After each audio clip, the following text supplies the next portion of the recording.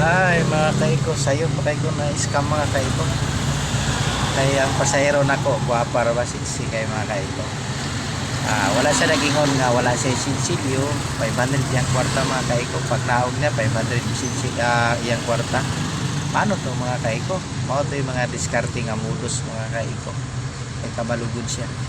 Ingnan ako siya, kung lang istorya siya, nagingon daan kagaya nagan para masinsiga na to sa gasolina. So, hinana para minti ang diskarte sa mga pasahero. Untag sayo mga kaiko, alas 7 pa lang. Masking gasolinahan gani, wala ikambyohan ng mga kaiko. Driver's tricycle po ka, mga kaiko, di ba? So, sige lang, okay lang mga kaiko, sayo pa kayo. Nakakuha na kong scammer.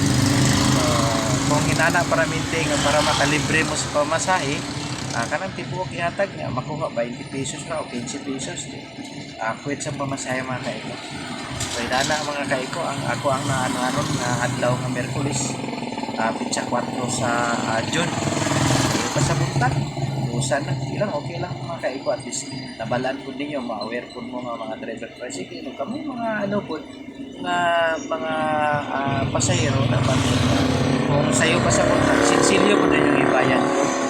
Kami po gapaning kamot po ni gasolina, binibinan sa motor, oil, mga kayo.